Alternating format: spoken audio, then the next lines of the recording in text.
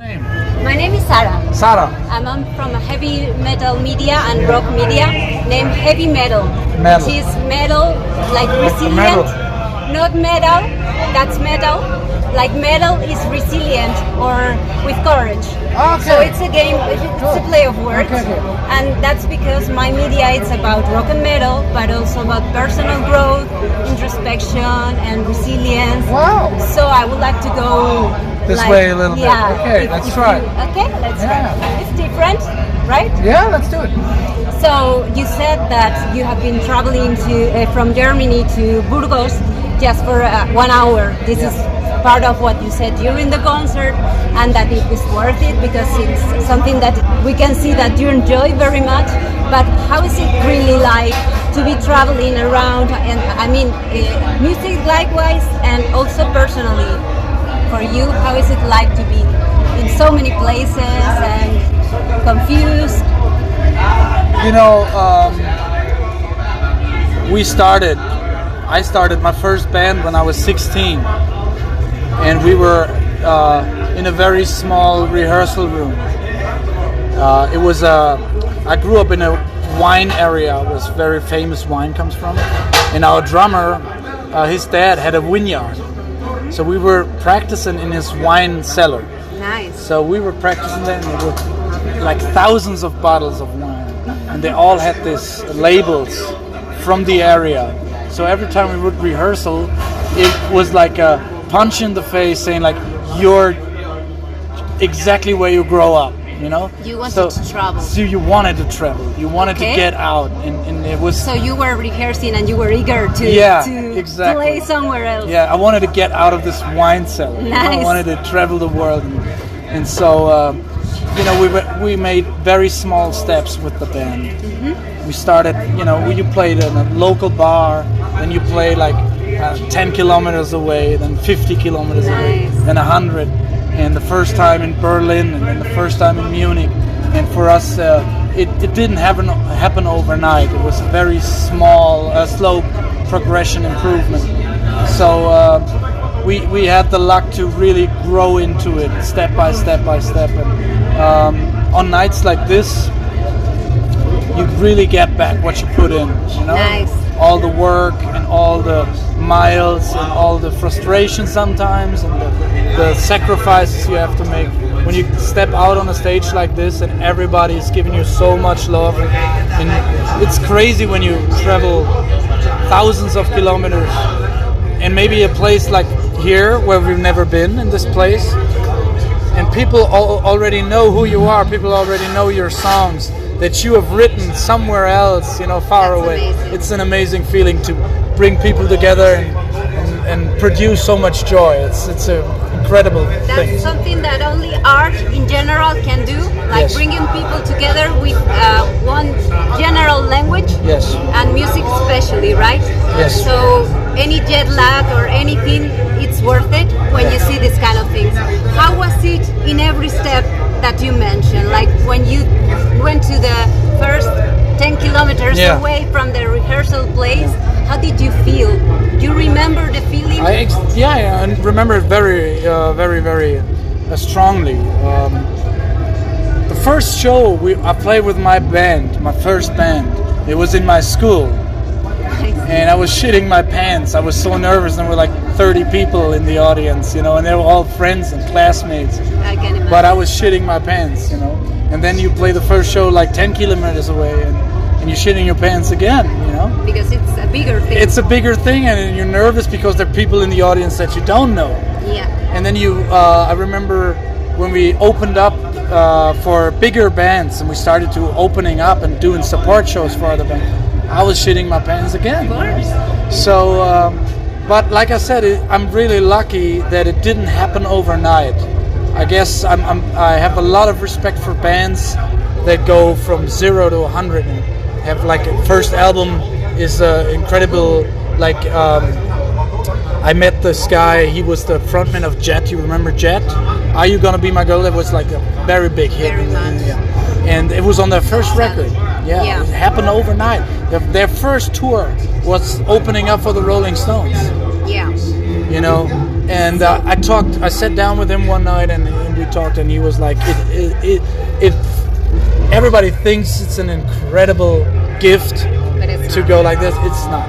It's just like overwhelming. Right? Your mind has to adjust. Yeah. You know, it's too much for a single mind to adjust all this. You get very fast. You get carried away, and you get arrogant. You know, because applause is like a drug. You know, so you have to know how to settle. Yeah, to settle and how to. And to digest. Find your place in reality.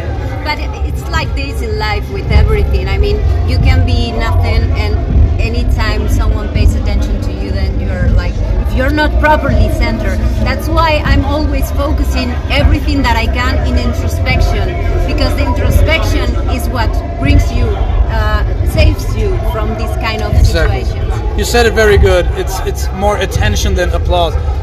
Attention is like a drug, and you have to find your stability, and you have to find your place and know, you know, this is the song, it's the music that makes people pay attention. It's not you, you know. So when you realize that, you can much better deal with everything. Yeah. So you were talking about the bands that you were opening for. Yeah. Which one was the most special, or one of them? There were so many that I admired so much.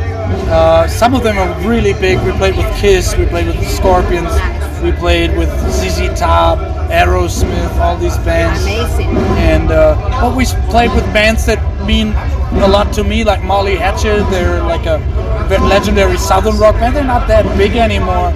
But they were special to you. They were special to me, and it was the first tour we opened up for a whole tour.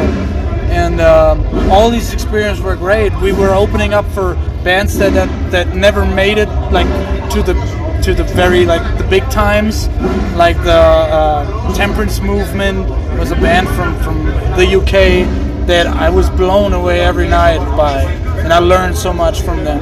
So it's all about learning. I love the fact that you can see other bands doing their thing and creating this magic, and when you play a whole tour, you get to see it every night, and you kind of get the pattern, how they do it, and I'm always backstage watching them. Yeah. I'm trying to find like the magic, you know. Okay, so this is what you have learned musically speaking. Yeah. But what could you say that you personally learned by working through music and having this musical style of life, and that really worked for you personally? What did you learn from music? That's a very good question. Nice. I wasn't able to. No, it's an awesome question. What I learned from music. There's a song by the Allman Brothers Band. It's called Soulshine. And you get emotional. Yeah. Oh my God. Yeah. It's amazing. And I heard that song the first time when I was 17, I guess. 18. And I just got my driver's license. So I was, you know, when you get your driver's license, you feel like the king of the world. Of course. It's a total new level of freedom. And then somebody gave me the tape. I was still, you know, tape recorder in the car. So I put on the tape, and and I would hear that song for the first time. And I had to pull over, and I was crying, you know, because it totally represented the freedom, the good times, and the motivation you feel when you feel so. Like when the song matches your state of your feelings of the moment, right? It's like a soundtrack in a movie. Exactly, right? That's it. And then I found out later in life, when times got bad and times got hard, that the song is still something that picks you up, lifts you up. And I was always hoping that someday I would write a song that does that to somebody else. Very nice. You know, and I received some incredible messages that people got married to my songs. People played our songs to funerals of loved ones, and you see it like in the audience tonight.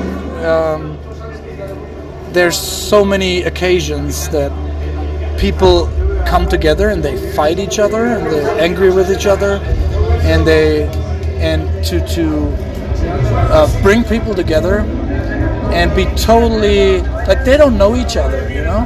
They all come here for the same reason, and everybody's so friendly. To have so many people in one place, and everybody's friendly with each other, no aggression. That's one of the reasons why I do what I do. It's crazy, isn't it? Yeah. It's like they're aggressive in a very positive way. They jump around and they bang their heads and they scream, and you can really feel the energy. But it's so positive, and it's a really good energy. It's something, yeah. Its music is so strong, you know, and I don't know. I could go on all night about this, you know. But I won't let you because I know you have to have dinner because it's waiting no. over there. No. I'm not hungry anymore. Okay. It's all good. No, it's a very nice interview. Thank you so much. Usually, you know, you talk about the usual stuff, but this is like very so. Whatever you want to know. Just, okay. Thank you so much. I got some beer left. Okay. So yeah. One more question. Yeah.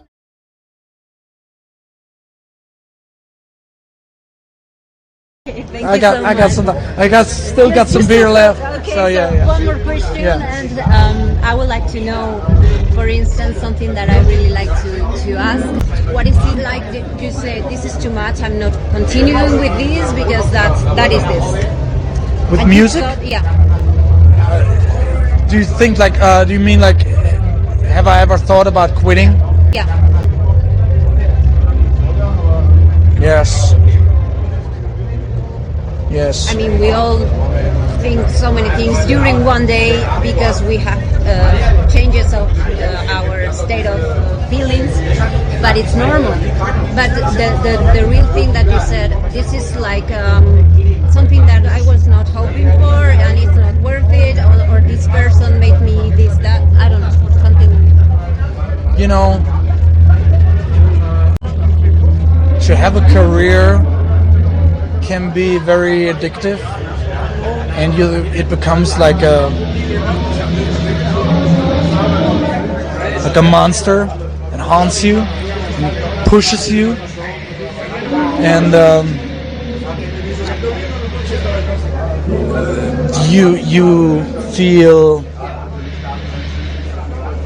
like a tool for success, but you don't Feel the get to anymore. you don't get to enjoy it at some point. You're just so driven, Okay. and you know, as you get older, you realize that it's not about that at all. It doesn't matter at all. Okay. It's total bullshit. You know, it's about the people you have in your life, and people you can trust, people that can trust you to be reliable. You know, for a handful of people. I know. You know, it's great to go out there and see thousands of people. You're giving me an interview that it's just a treasure. Thank you so much No for being problem. so generous. No, Thank you. but it's and I love that. I love bring people together no matter what. But when it comes down to your personal thing, you need a handful of people in your life that you can trust, and they can trust you, and you lose that perspective on the way. And I'm very happy and blessed to still have people in my life that never gave up and reminded me of that, and I could reconnect and readjust, and they kick my ass if they have to. They were your anchor. Yeah, like to yeah. bring you back to Yes, earth. you need people like that, especially in this life when you get too high on your ego or whatever. You need somebody I that understand. kicks Thanks, your ass. So nice. Yeah. So that's another thing that you learn thanks to music, to be humble, right? And to ground yourself thanks to your closer people. Yes, And to and appreciate them. So it's very nice. in my belief, you can only create real art when you're humble.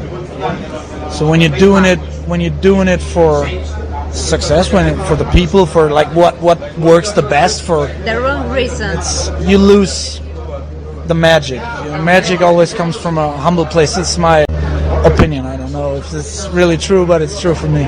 It's amazing. So we're gonna get noisy here because the concert is about to start. Yeah. So I want to close the interview. Yeah.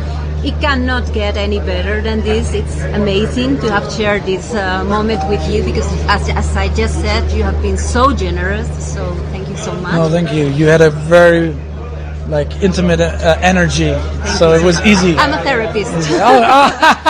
Oh yeah, you're a good one, I guess. Thank you. You're a good one. So it's very nice to share this with you. Thanks so much.